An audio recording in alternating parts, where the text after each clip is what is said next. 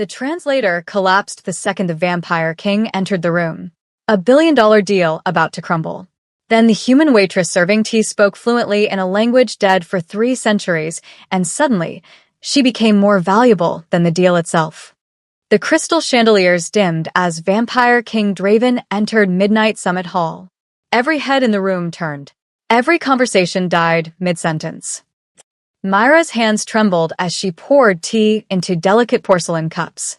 She'd been working at the summit for exactly 3 hours, replacing a sick colleague. Nobody told her the Vampire King himself would be here tonight. Nobody mentioned his presence could stop your heart just by proximity.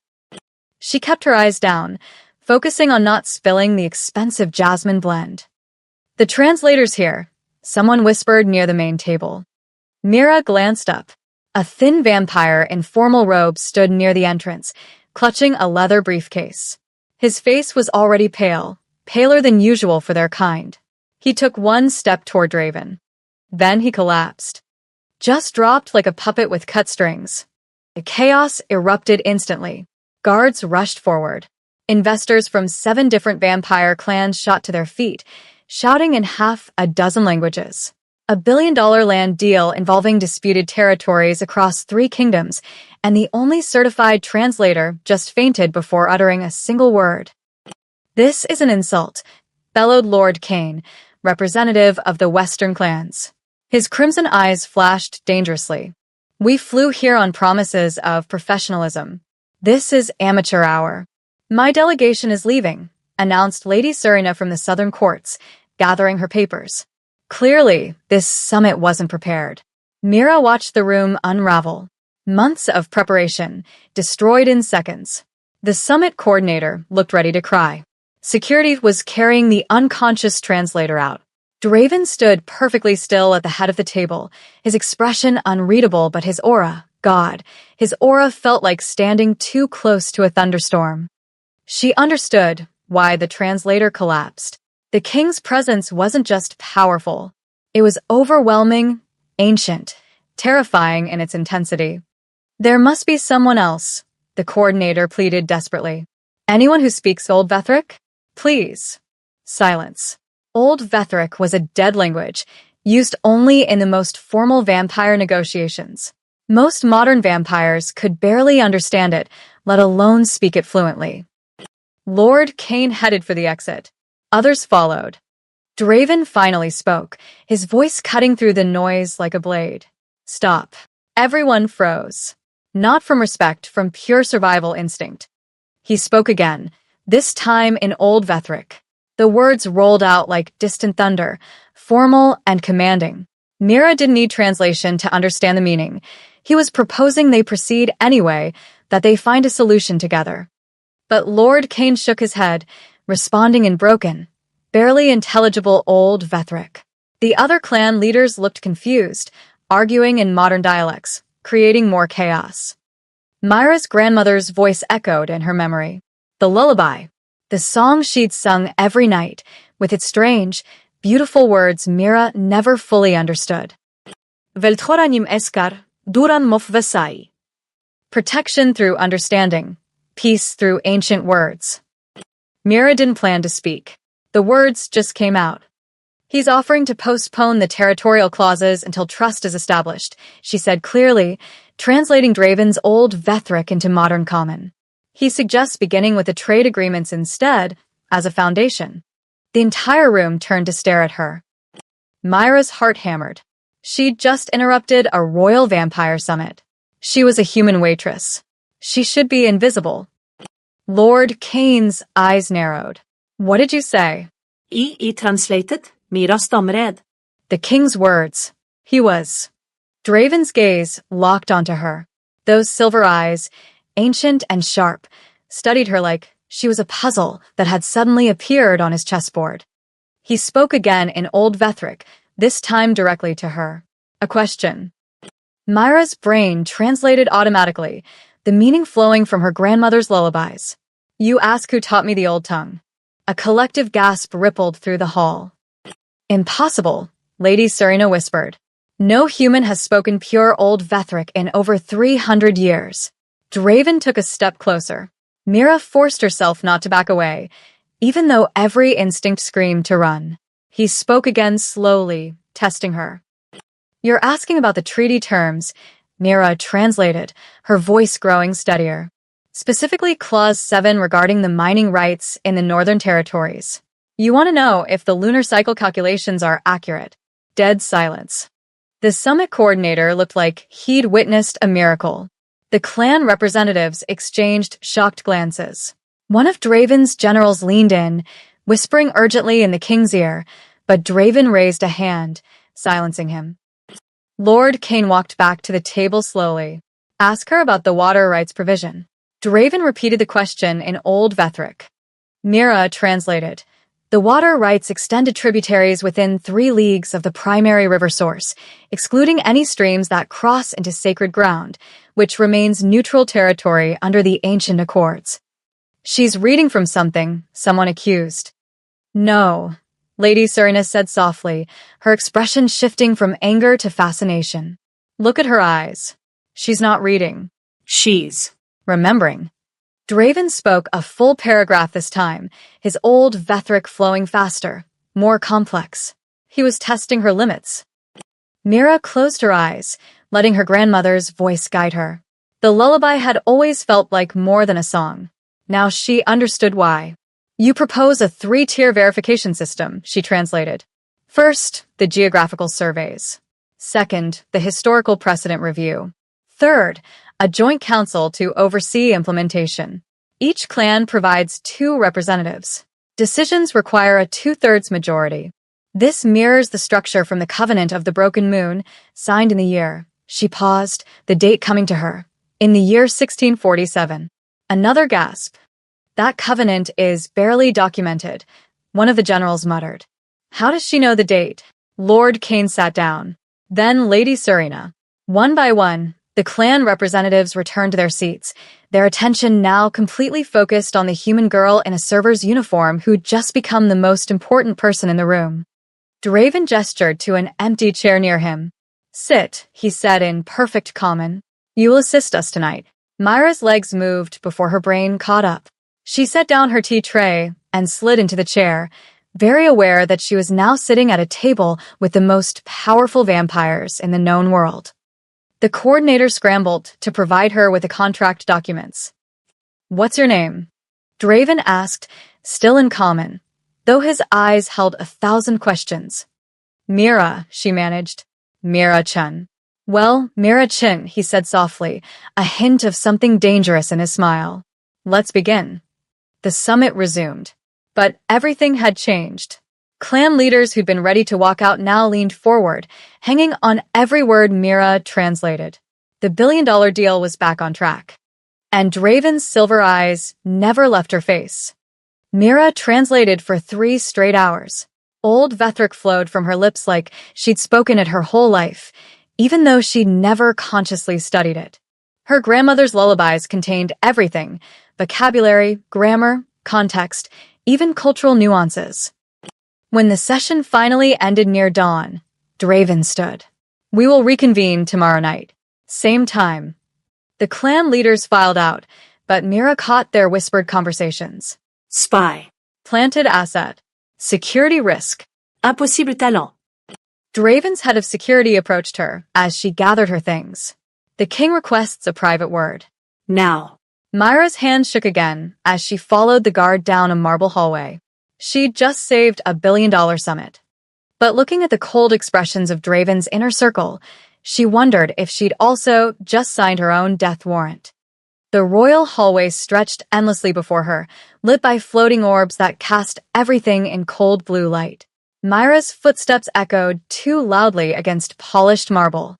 The guard walking beside her said nothing, his hand resting casually on his sword hilt. They stopped at a door carved with ancient symbols. The guard knocked twice, then stepped aside. "Enter," Draven's voice called from within. Mira pushed open the door. The room was smaller than she expected, a private study, not a throne room. Books lined every wall. A fireplace crackled with blue flames that gave no heat. Draven stood by the window, still wearing his formal summit attire, looking out over the vampire capital's glittering skyline. He didn't turn around. Close the door. She did. Her heart hammered so loud, she was certain he could hear it. How long have you been able to speak Old Vetherick? He asked calmly. I can't, Mira said. I mean, I didn't know I could. Not until tonight. Now he turned. Those silver eyes studied her face, searching for lies. You translated 3 hours of complex legal negotiation perfectly, including historical references most scholars don't know. Don't insult my intelligence. I'm not lying. Myra's voice cracked. I don't understand it either. The words, they came from somewhere. Like remembering something I'd forgotten. From where? My grandmother, the answer tumbled out. She used to sing to me when I was little. Lullabies. I thought they were just pretty sounds. Made-up words. But tonight, when you spoke, I recognized the pattern. The rhythm. It was the same. Draven moved closer. Mira forced herself not to retreat. Your grandmother sang you old Vetherick lullabies? A human grandmother? She died when I was 8. I didn't even remember most of them until tonight. But when you started speaking, it all came back. Like muscle memory. Mira met his eyes, desperate for him to believe her. I swear, I don't know how she knew that language. She never explained. She was just my grandmother. Something shifted in Draven's expression. Not quite belief, but consideration. He walked to his desk, pulled out a leather journal, and flipped through pages covered in elegant script. What was her name? Chen Meilin. She immigrated here 40 years ago, from the eastern provinces. Draven's fingers stopped on a page. He read silently, his jaw tightening. The eastern provinces, where the last human scribes disappeared during the clan wars. Human scribes? Mediators, Draven said quietly. Centuries ago, before my grandfather's reign, humans and vampires had a formal alliance. The human scribes maintained it. They learned our languages, recorded our treaties, prevented wars through precise translation. They were the only humans we trusted completely. Myra's grandmother's face flashed in her memory. Always serious when singing those lullabies. Always making Mira repeat the words until she got the pronunciation exactly right. They were eliminated. Draven continued, closing the journal. When the clan war started, both sides wanted to control the scribes. When they couldn't, they destroyed them. Every single one. Or so we thought. You think my grandmother. I think your grandmother was either a scribe or descended from one. And she taught you their knowledge disguised as children's songs. He looked at her with something like respect. She protected you by hiding what you were. A knock interrupted them. The door opened without waiting for permission. 3 vampires entered, Draven's generals, all wearing matching expressions of cold suspicion. My king, the tallest one said. We need to discuss the security implications. Not now, General Thorn. Now, Thorn's voice was firm. A human appears out of nowhere, speaking a dead language, knowing treaty details that are classified. This is textbook espionage. She's a waitress, Draven said flatly. Perfect cover. A female general stepped forward. The rival clans have been looking for leverage for months. They could have planted her. Myra's stomach dropped. I've worked at the catering company for 2 years. I only got called to the summit because someone was sick. This wasn't planned. Exactly what a spy would say. Thorn interrupted. Enough. Draven's voice cracked like a whip. The generals fell silent immediately. She saved tonight's summit. Without her, we'd have lost the entire negotiation. Or, the female general said carefully, that was the plan. Gain your trust first. Then extract information or sabotage the final treaty. Draven's expression darkened.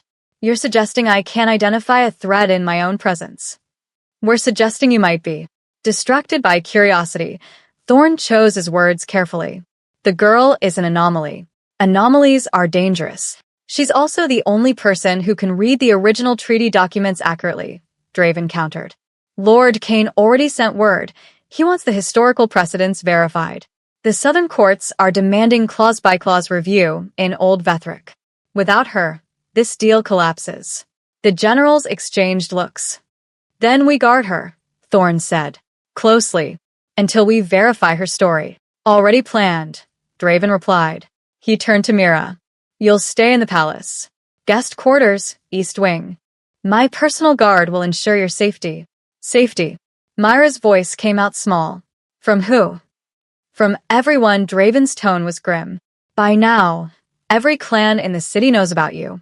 Some will want to recruit you. Others will want to silence you.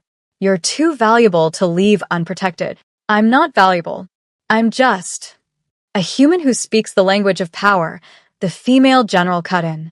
In vampire politics, that makes you a weapon. The only question is who wields you. Mira looked at Draven. I can't just disappear. I have a job, an apartment, bills. Already handled, Draven said quietly. Your employer will be compensated. Your rent is covered. This isn't a request, Miss Chen. The moment you opened your mouth tonight, your normal life ended. The weight of it crashed over her. She'd saved a summit and trapped herself in a world she didn't understand. Draven's expression softened slightly. I give you my word. You won't be harmed under my protection. But General Thorne is right about one thing. You are dangerous. To others and to yourself. How long? Mira whispered. Until the summit concludes. For more days, he paused. Then we'll discuss what comes next. Thorne stepped forward. I'll assign the guard detail immediately. As the generals left, Draven caught Myra's arm gently. Your grandmother warned you, didn't she? About the songs? Mira nodded slowly. She said, never let the song die. I thought she meant keep singing. Remember her. She meant survive, Draven said softly. She knew what you carried. And she knew what it would cost if the wrong people found out. He released her arm. Get some rest. Tomorrow will be harder. As Mira followed another guard to the East Wing, she replayed her grandmother's final words before she died. The song will protect you when nothing else can. She'd thought it was poetry. Now she understood it was prophecy. Mira woke to sunlight streaming through windows taller than any she'd ever seen. For a confused moment, she forgot where she was. Then reality crashed back. Palace, vampires, billion-dollar summit, impossible language living in her throat. She sat up in the enormous canopy bed. The guest quarters were larger than her entire apartment. Silk curtains, marble floors, furniture that probably cost more than she'd earn in a lifetime. A knock. Miss Chen. A woman's voice. I'm Celeste, your attendant. May I enter? Yes. A young vampire woman entered carrying a breakfast tray. The king thought you might prefer to eat during daylight. Most of the court is sleeping now. Myra's stomach growled at the sight of fresh fruit and pastries. Real food, not the instant noodles she usually lived on. Thank you. There are clothes in the wardrobe. The king requests you join him at the Royal Library at sunset. He'll send an escort. Celeste set down the tray, then hesitated. Miss Chen, the staff is talking about what you did last night. They're calling it a miracle. It wasn't a miracle. Just memory. Memory of a dead language no human should know. Celeste's expression was kind but concerned. Be careful. News travels fast in this city. She left before Mira could ask what she meant. By late afternoon, Mira was going stir-crazy. Beautiful prison was still prison. When she asked the guards if she could take a walk, they exchanged glances. The market district is safe during daylight, one finally said. Most vampires avoid the sun. But we accompany you. Fine. Anything to get outside. The vampire market district was nothing like Mira imagined. Humans and vampires mixed freely under colorful awnings, haggling over spices, fabrics, and strange glowing fruits she didn't recognize. The afternoon sun kept the vampire population low, but enough moved through the shadows to remind her this wasn't a human city. Mira wanted to buy tea, her one familiar comfort. She found a stall run by an elderly human woman who smiled warmly. First time in the capital, dear? The woman asked, wrapping up jasmine pearls. Something like it. You have that look. Like the city's bigger than you expected, she handed over the package. Stay close to the main streets after dark. Some areas aren't friendly to outsiders. Mira paid and moved on, her guards trailing at a respectful distance. She was browsing a bookstall when the feeling started, that prickle on the back of her neck. Someone watching. She glanced around casually. Too many people to identify anyone specific. But the feeling persisted. At a fruit stand, She caught a vampire in a dark coat turning away too quickly. At the fabric market, a woman with crimson eyes studied her from across the street. "Do you see them?" Mira whispered to her guard. "We see everyone, Miss Chen. Stay close." They moved through the crowd, but the watchers multiplied. A vampire pretending to read a newspaper. Two more conferring by a fountain. They weren't trying to hide anymore. Myra's guard put a hand on her shoulder. "We're leaving." Now. They'd only gone 3 blocks when a well-dressed vampire stepped directly into their path. "Miss Chen, a moment of your time." "She's unavailable," Myra's guard said coldly. "I represent the Eastern clans. We have a proposition." Not interested, the guard moved Mira around him. But more vampires were closing in.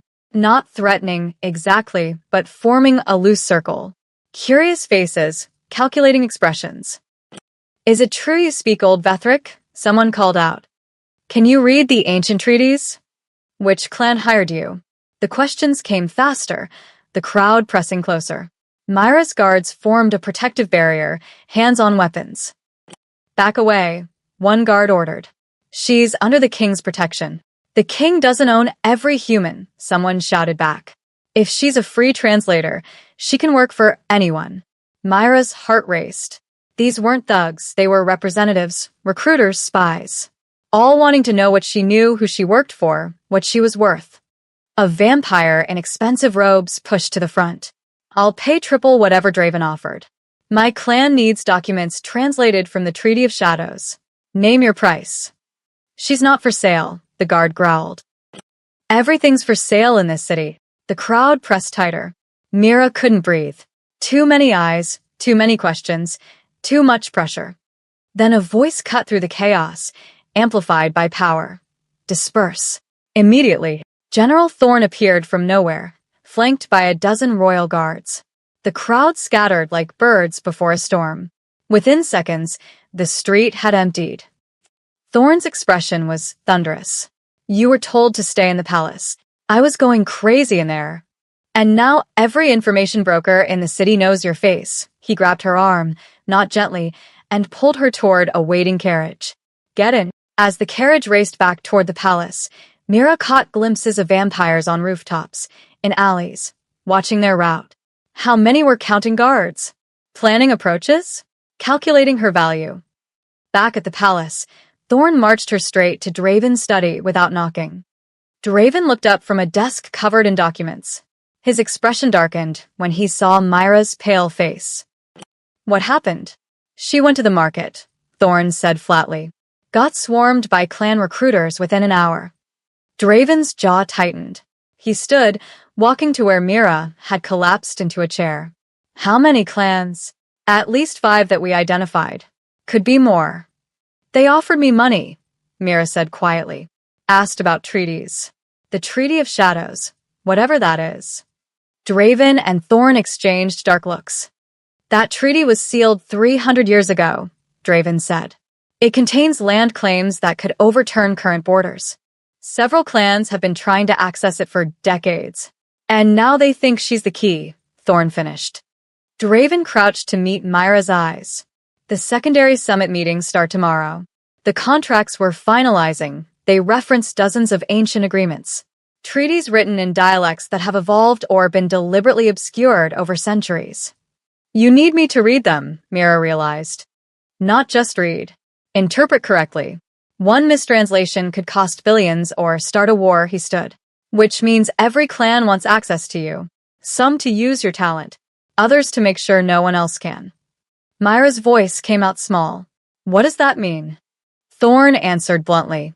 "It means you've become the most valuable piece on the board. And the most vulnerable." Draven's expression was grim. "It means the summit just became a race. Whoever controls you controls the deal. And whoever can't control you," Thorn added, "will try to eliminate you." Mira looked between them, understanding finally settling like ice in her stomach. She wasn't just a translator anymore. She was a target. The next day crawled by in suffocating stillness. Mira spent hours in the library with Draven, reviewing contract clauses until the old Vethric swam behind her eyes. He was testing her, she realized, seeing how deep her knowledge went. It went deeper than either of them expected. This subsection, Draven said, pointing to a faded paragraph. What does Velthora Cassini mean in this context? Mira studied it. Protected inheritance through blood right, but there's a secondary meaning. The phrase also implies ancestral land that cannot be sold, only passed down. Whoever wrote this was creating a permanent claim. Draven sat back. Correct. That clause has been disputed for 200 years. You just resolved it in 30 seconds. My grandmother used to say Velthora Cassini when she talked about our family recipes. I thought she meant treasured tradition. Mira laughed bitterly. Turns out she was teaching me property law.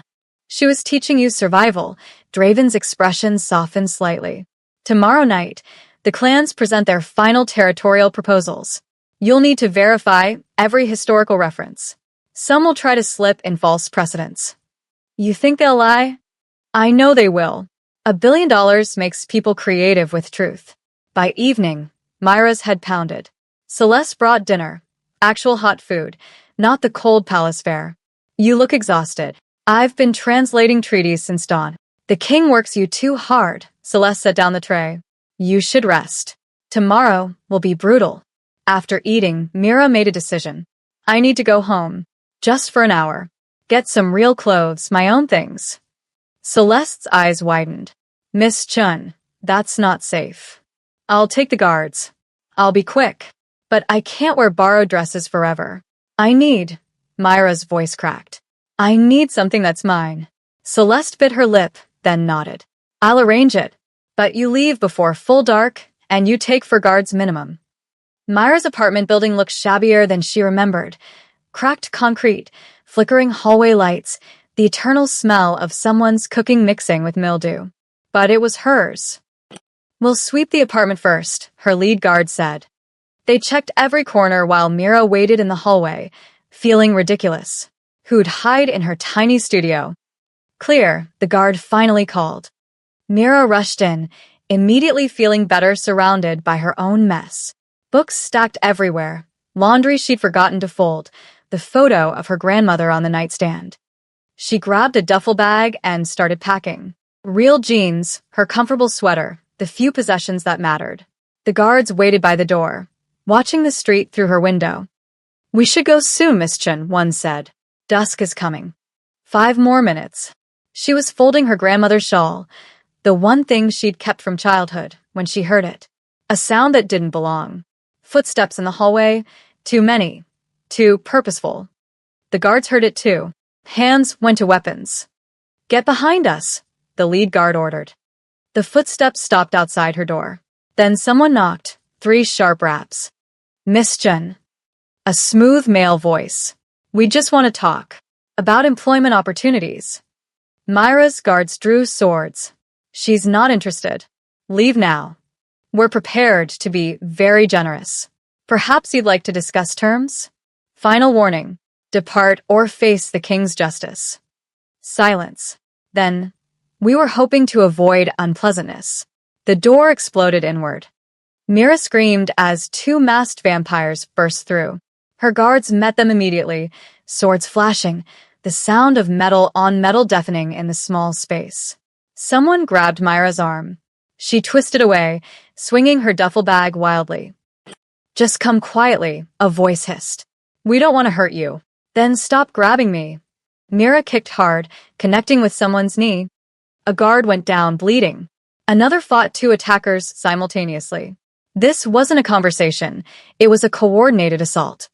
Hands locked around Myra's waist, lifting her. She screamed again, clawing at masked faces. Let go. For questioning only. Our clan leader wants answers. The window shattered.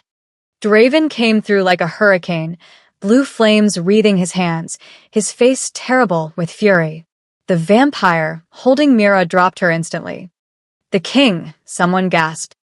Draven moved too fast to track. One attacker hit the wall hard enough to crack plaster. Another flew backward, through the already broken door. The third tried to run, but Draven caught him by the throat, lifting him effortlessly. Who sent you? His voice was death itself. The Eastern. We just wanted. Draven threw him aside. More royal guards poured into the apartment, securing the attackers. Thorn appeared, surveying the destruction with cold eyes. For assailants, Eastern clan markings, Thorn reported. This was planned. Draven turned to Mira, still crumpled on the floor.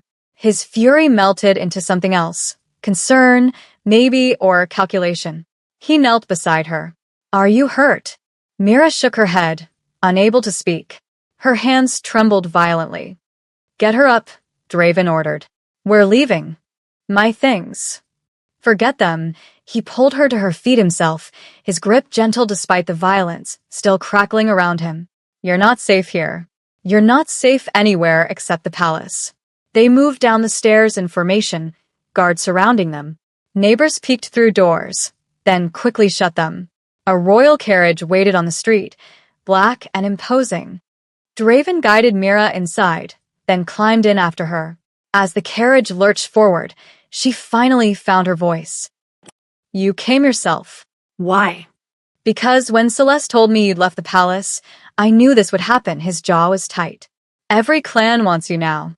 The summit revealed what you are, a living key to treaties worth billions. I don't want to be a key. I want my normal life back. Your normal life ended the moment you spoke Old Vethric. His tone wasn't cruel, just factual. Now you're a political asset. The only question is whether you survive being 1 inch. The carriage raced through darkening streets. Mira saw vampires on corners, in cafes, on balconies, all watching the royal carriage pass. News would spread fast. The king personally rescued the human translator, brought her back to the palace himself. This changes things, Thorn said from his horse beside the carriage. A public display of protection this direct, it's unprecedented. It's necessary, Draven shot back. It makes a statement. That she's valuable enough for you to break protocol. Thorn's expression was grim. Every clan will interpret that as weakness or favoritism. Either way, it escalates tensions. Myra's stomach sank. I'm making things worse. No, Draven said quietly. They made things worse by attacking you. I'm simply making my position clear. When they reached the palace, servants rushed to open doors. Mira climbed out on shaking legs, very aware of every eye watching. Whispers spread through the assembled court like wildfire. The king brought her back himself. The king defended a human personally. The king broke tradition. Draven walked beside her through the grand entrance, his hand resting lightly on her back, a possessive gesture no one could miss. She stays in the East Wing, he announced to the room at large. Under my direct protection. Anyone who approaches her without my permission answers to me personally. Silent stares. Some fearful, some calculating, some resentful. Draven turned to Mira. You don't leave the palace again. Not until this summit ends. I'm a prisoner then. You're alive, he corrected. There's a difference. As guards escorted her back to her quarters, Mira heard the whispers intensify. The court was buzzing with speculation. What did the human mean to their king? Why this unprecedented protection? She didn't know the answer. But looking at Draven's expression before he'd turned away, something between duty and something else, she suspected he didn't know either. And that scared her more than the attack. Mira barely slept. Every time she closed her eyes, she felt hands grabbing her, heard the door exploding. When dawn finally came, she gave up and sat by the window, watching the city wake. A knock. Miss Jin? The king requests your presence in the royal library. Restricted wing. Restricted wing. That sounded ominous. Draven was waiting in a section of the library she hadn't seen before. The books here were ancient, leather cracked with age, pages yellowed and fragile. Some were locked behind glass. Others sat on pedestals like holy relics. These are the original texts, Draven explained. Treaties, accords, diplomatic records going back 800 years.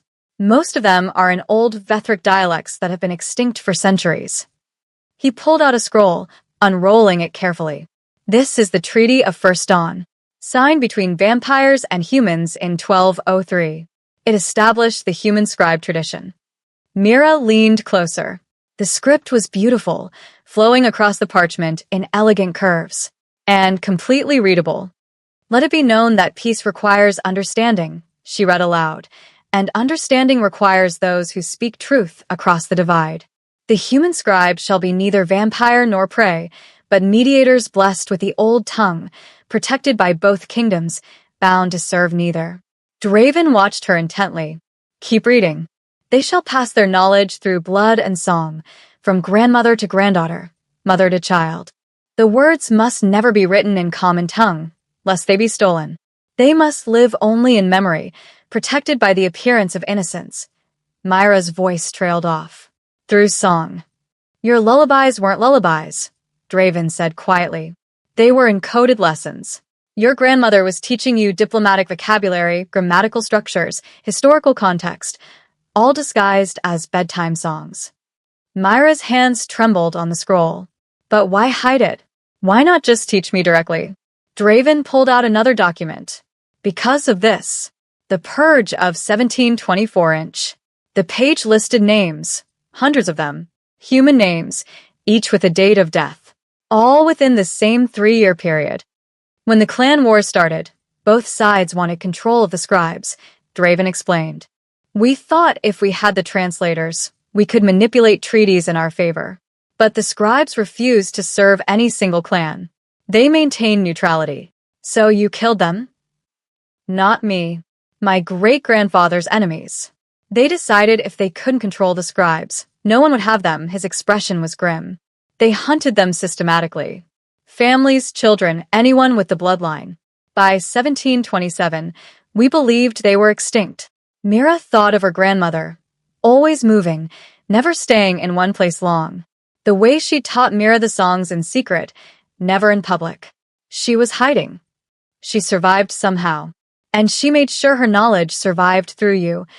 Draven gestured to the shelves. These texts reference dozens of treaties that have been disputed for centuries. Property claims, territorial boundaries, trade agreements, all written in dialects only the scribes could interpret accurately. Without them, we've been arguing over educated guesses. Until now. Until you, he pulled another scroll. Look at this. The Covenant of Shadows, the treaty those vampires in the market mentioned. Mira scanned it. The language was more complex, layered with double meanings. The Eastern Territories shall remain under joint stewardship, administered by the Council of Five, with disputes resolved through the old ways. The old ways, Draven said.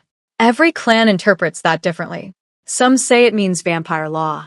Others claim it references human customs. 2 border wars have been fought over that phrase. But it's obvious, Mira said.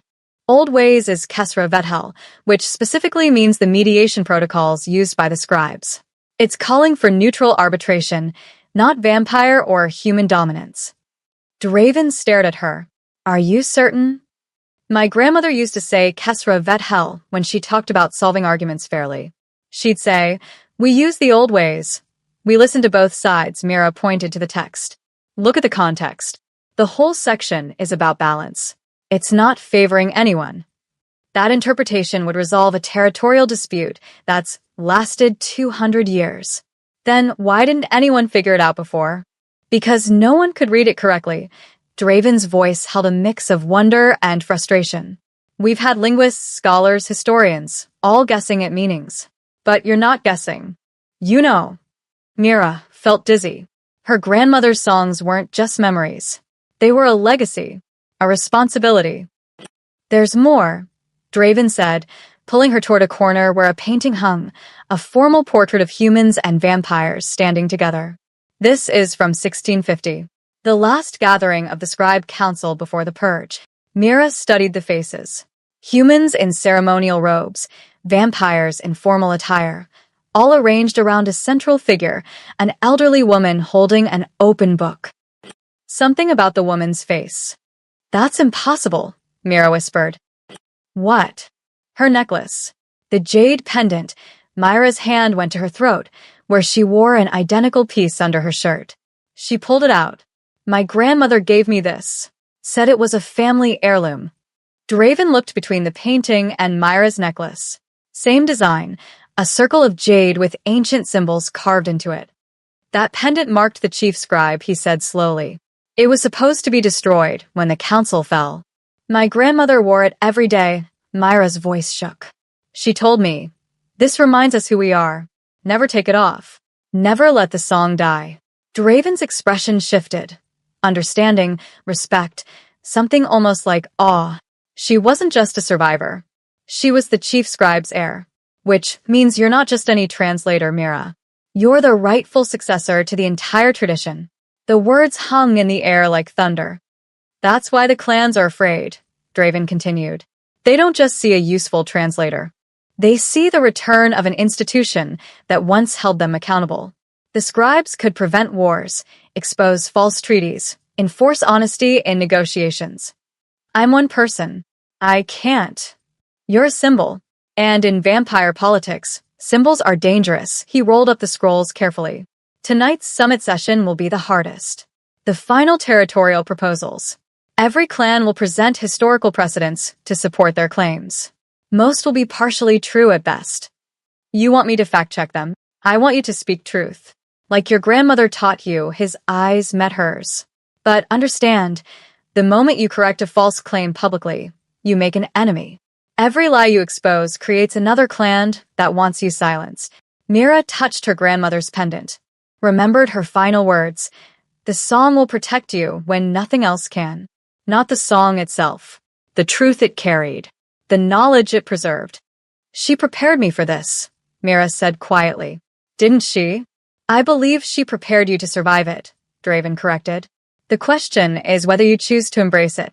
Mira looked at the painting again. The chief scribe stood tall, surrounded by power on all sides, but unafraid.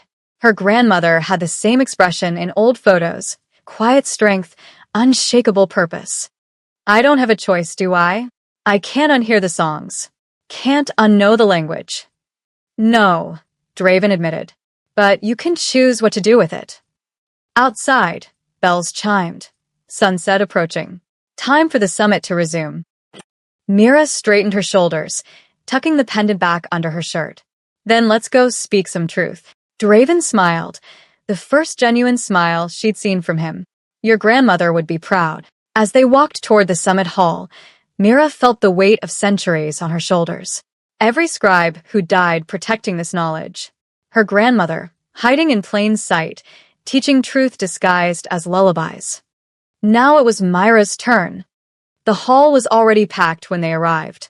Clan leaders, investors, generals, all turning to stare as she entered at Draven's side. She wasn't just the human translator anymore. She was the last scribe. And tonight, she'd prove why they'd been so dangerous. The Elder Council Arena was built for intimidation. Circular stone walls rose 30 feet high, carved with scenes of ancient battles. Tiered seating created a coliseum effect, with the negotiation floor at the center, like a gladiator pit. Every seat was filled. Every clan had brought their full delegation. Mira walked to the central table beside Draven, feeling hundreds of eyes tracking her movement. She wore simple clothes, her own jeans and sweater retrieved from the palace laundry, but around her neck, visible now, hung her grandmother's jade pendant. Whispers rippled through the crowd. Is that the chief scribe's mark? Impossible. Lord Kane stood first, his voice booming across the arena. Before we proceed, I demand clarification. This human, who is she exactly? What authority does she hold here? Miss Chan is my appointed translator, Draven said calmly. She has full authority to interpret all historical documents. Appointed by you. Not by this council, Lady Serena rose, her silk robes shimmering. We had no voice in this decision. For all we know, she serves only your interests. She serves accuracy, Draven countered. So you claim. An elder from the Northern Territory stood, his ancient face creased with suspicion. But we have only your word. And convenient timing. A human who speaks Old Vethric appears exactly when you need leverage in negotiations. The accusations came faster. She could be your plant, trained to mistranslate in your favor. We demand neutral verification. Draven's power flared, silencing the room. Enough. Miss Chun has proven her knowledge repeatedly. If you doubt her translations, challenge them with evidence. Otherwise, we proceed. Lord Kane's smile was sharp. Very well. Let's test her neutrality, he nodded to his aide, who brought forward an ancient document. This is the Treaty of Northern Waters, signed in 1456. It grants my clan exclusive rights to the Silvastream River Valley. Miss Chun, please verify. Mira took the document carefully. The parchment was genuine, the age evident. She read slowly, aware every word mattered. The treaty does grant water rights to the Western clans, she began. Kane smiled triumphantly. However, Mira continued, the grant is conditional. It states, so long as the sacred grounds remain undefiled. There's a secondary clause. She pointed to faded text that defines defilement as any permanent structure within 300 paces of the Shrine of First Moon. Kane's smile vanished. That shrine was destroyed centuries ago, but its location was recorded. Mira pulled out a reference scroll Draven had given her. According to the Survey of Sacred Sites from 1502, the shrine stood exactly where your clan built a mining facility 15 years ago.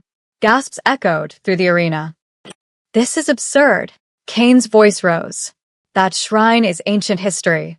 The treaty says nothing about the shrine existing. Mira interrupted, her voice steady. Only about its location remaining undefiled.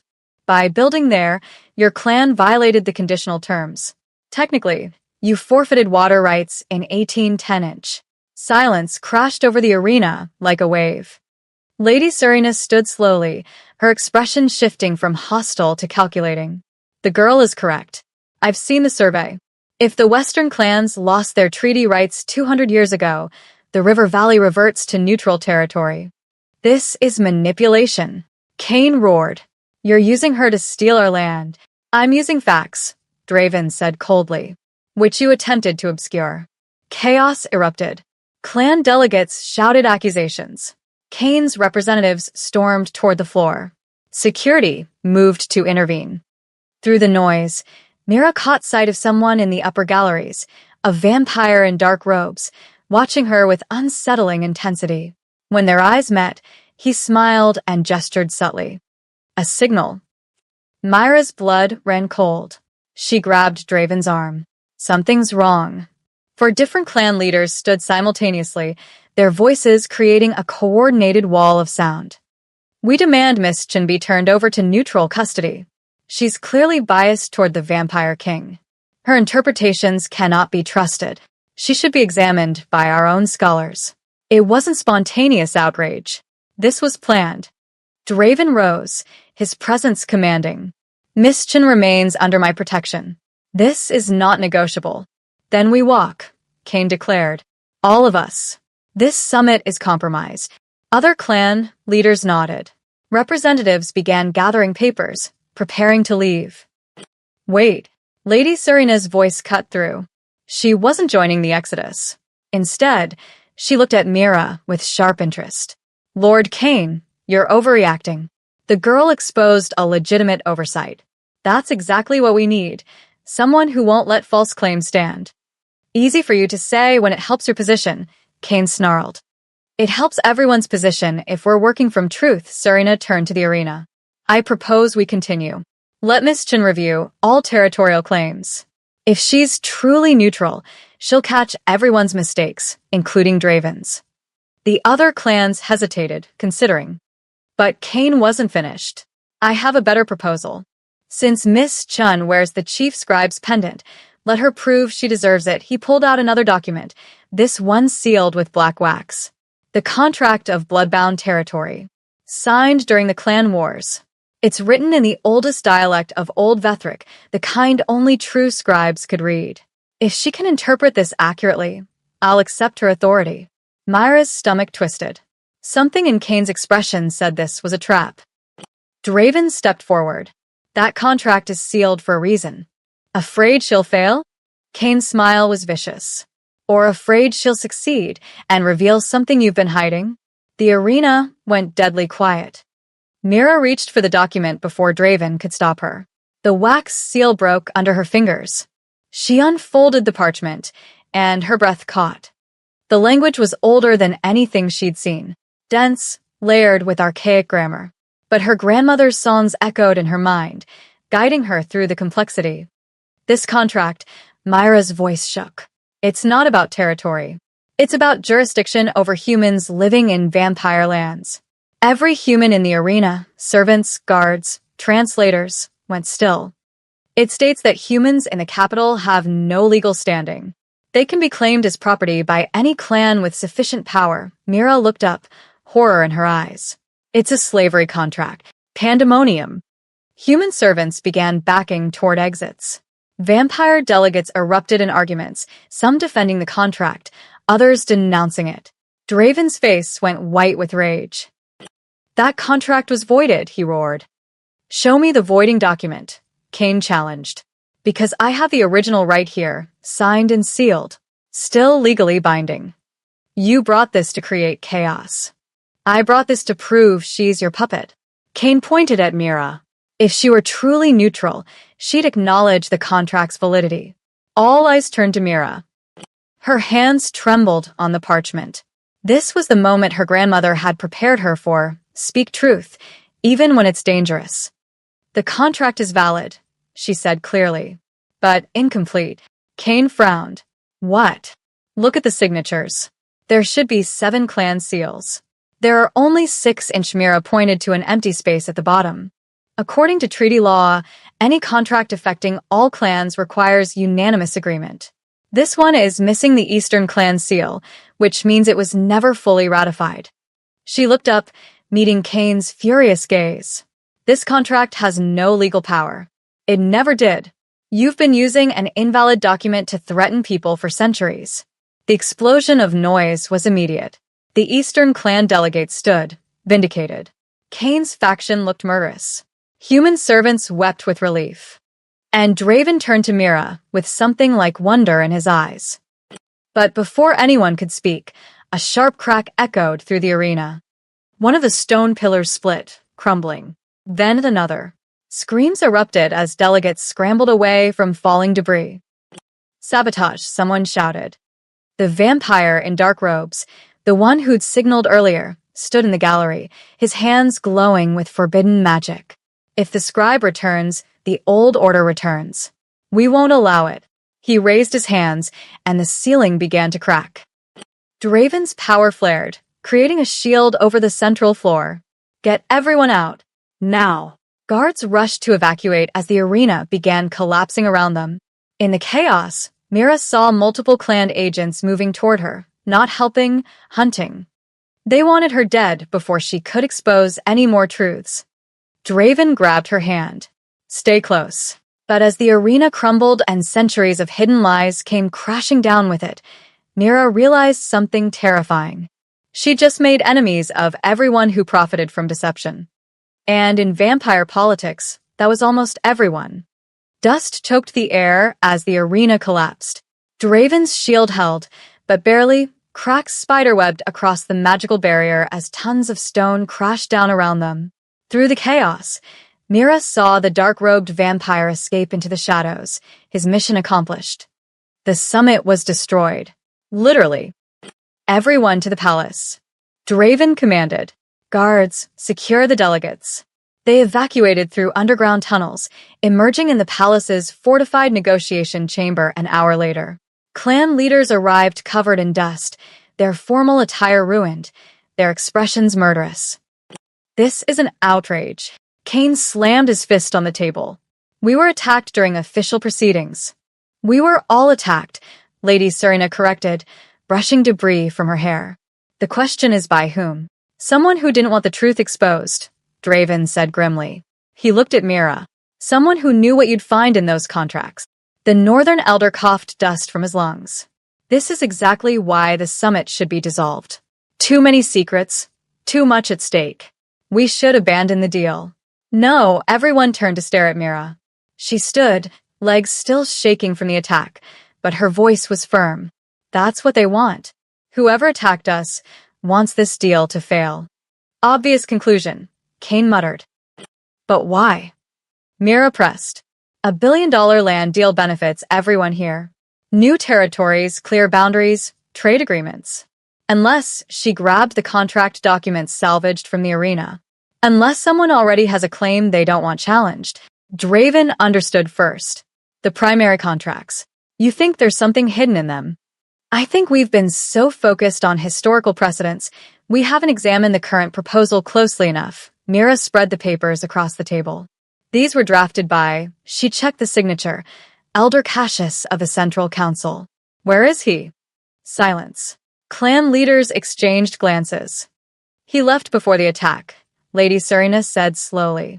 Said he felt unwell. Convenient. Thorne growled from his position by the door. Mira scanned the contract's main clauses, her grandmother's training kicking in. The modern language was straightforward, but underneath. Here. Subsection 12, paragraph 4. It's written in hybrid language, modern common mixed with old Vethric phrases. That's standard for formal contracts, Kane said impatiently. No, it's camouflage. Myra's finger traced the text. Look at this phrase. Territories undefined by current surveys shall default to historical protectorate status. Seems reasonable, right? But protectorate status is Velkernishal in Old Vethric, which doesn't mean protection. It means held in trust for the original clan. Draven leaned closer. Which original clan? Mira checked the reference notes hidden in the margins, barely visible, written in archaic script. The Central Council. Any disputed land would automatically go to Elder Cassius's authority. The room exploded. That's theft, the Northern Elder roared.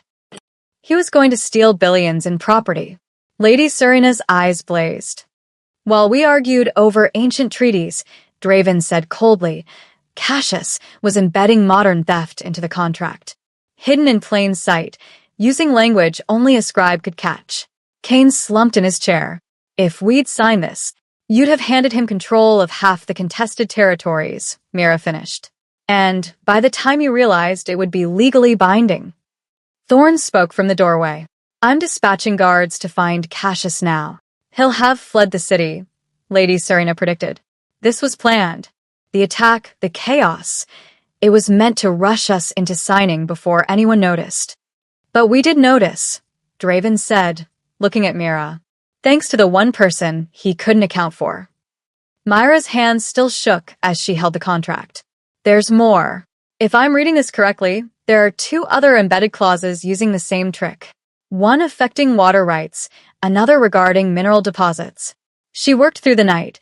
The clan leaders gathered around her like students, watching her decode 3 centuries of linguistic manipulation.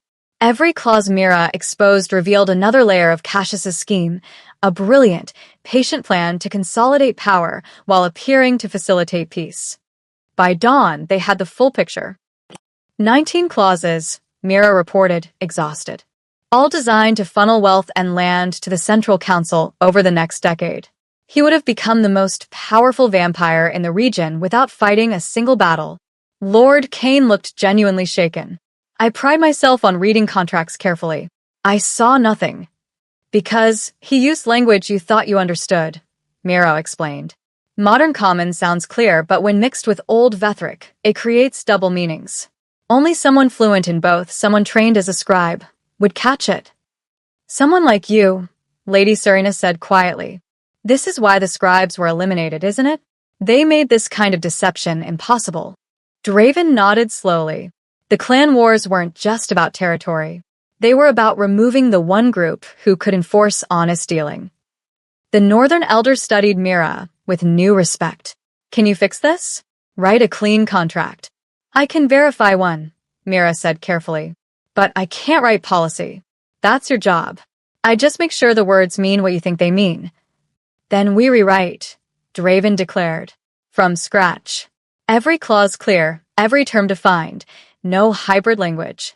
Pure common for modern agreements, pure old Vethric only for historical references, with Miss Chun translating every word. Agreed, Lady Serena said immediately. One by one, the other clans nodded. Even Kane, though he looked like it pained him. But first, Thorne announced, entering with guards dragging a struggling vampire. We deal with a traitor.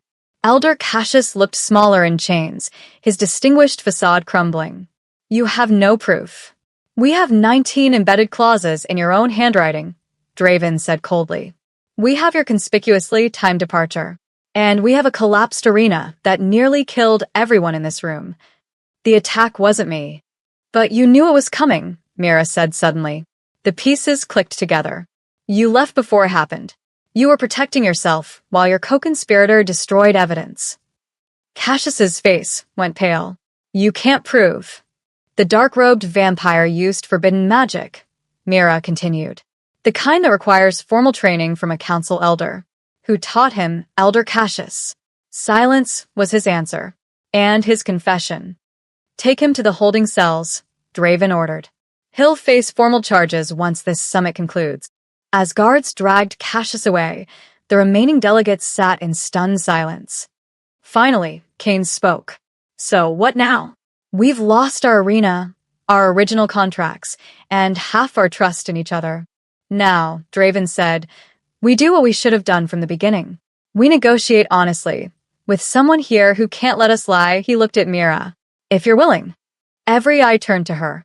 The exhausted human waitress who'd somehow become the fulcrum of vampire politics. Mira touched her grandmother's pendant, feeling its weight. Never let the song die. This was what it meant, not preserving pretty melodies, but protecting truth itself. I'll verify every word, she said. But I need something in return. Draven raised an eyebrow. Name it. No more secrets. No more hidden clauses. If you want a scribe's help, you accept a scribe's terms, complete transparency, or I walk. Bold words for someone surrounded by vampires who could kill her in seconds. But Kane laughed, a genuine, surprised sound. Your grandmother taught you well, girl. Very well. We accept. The others murmured agreement. Lady Serena smiled. Then let's begin. We have $1 billion deal to save. They worked for 3 days straight, rewriting every clause, defining every term.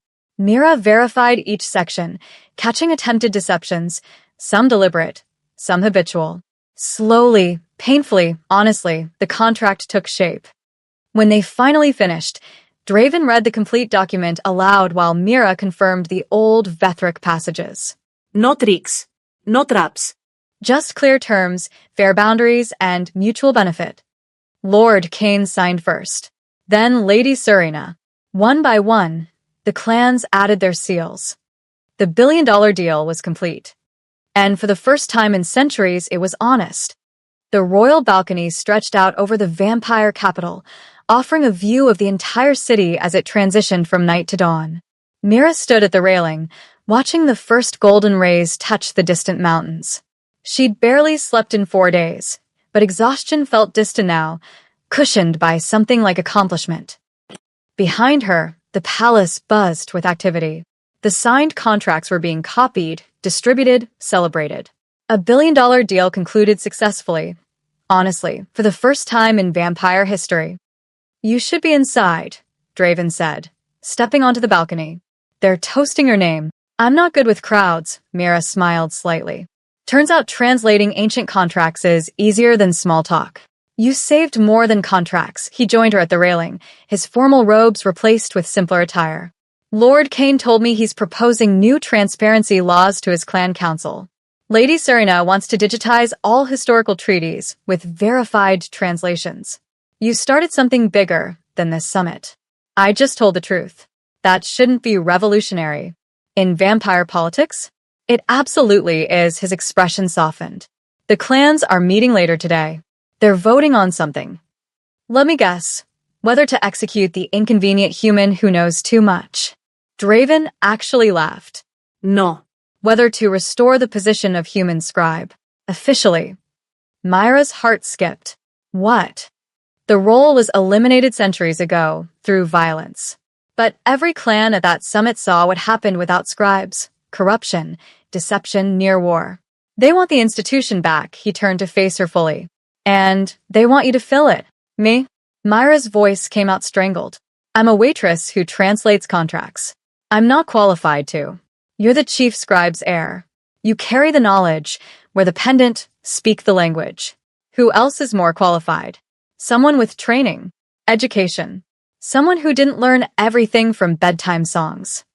Your grandmother gave you the only training that matters, how to hear truth through lies. Draven's silver eyes held hers.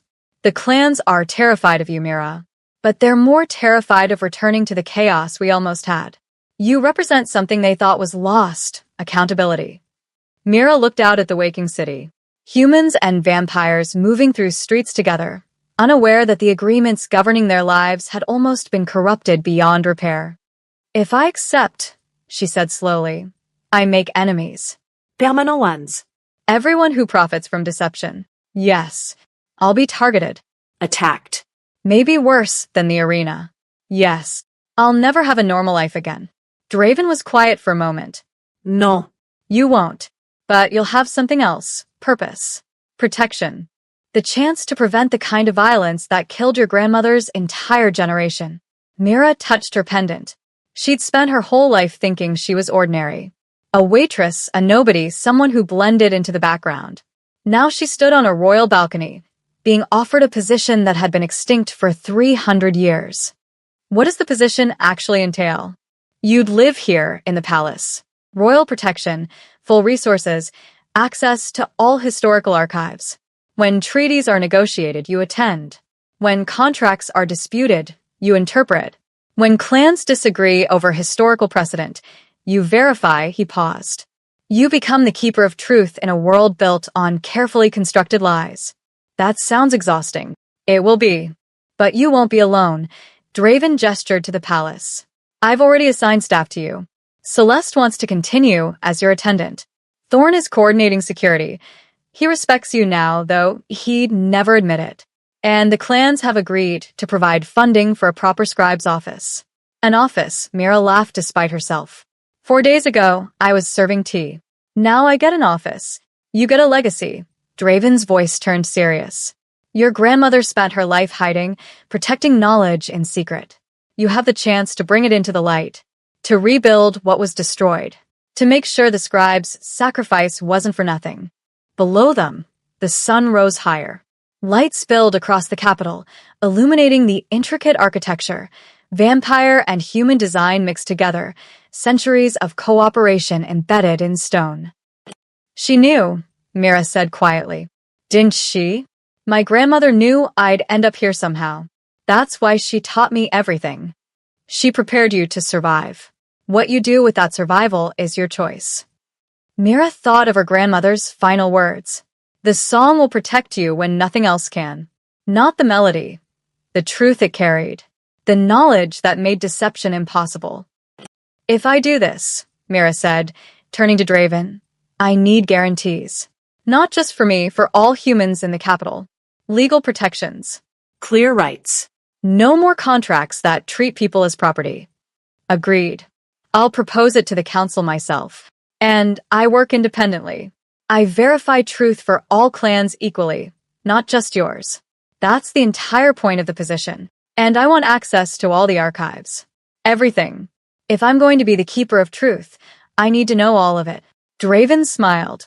Lady Serena already predicted you'd demand that. She's having the restricted sections cataloged for you. Mira took a deep breath. The morning air tasted different somehow, cleaner, fuller of possibility. Her old life was gone. Her quiet anonymity, her simple routines, her careful invisibility.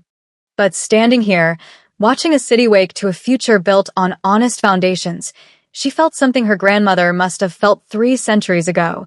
Hope that truth could actually matter. Then I accept. The words came out steady. I'll be your human scribe. Draven extended his hand formally.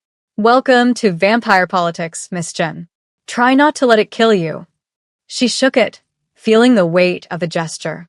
I survived the first week. That has to count for something. That counts for everything. They stood together as dawn fully broke, light flooding the balcony.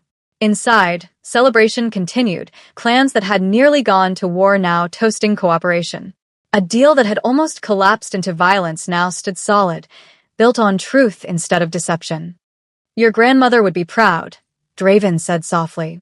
Mira touched her pendant one last time. She'd probably say I should have negotiated for better pay. Draven laughed. We can arrange that too.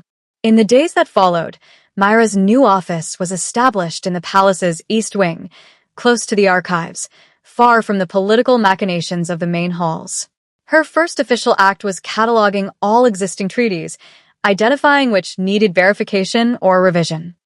The clans approached cautiously at first, testing whether she'd truly remain neutral.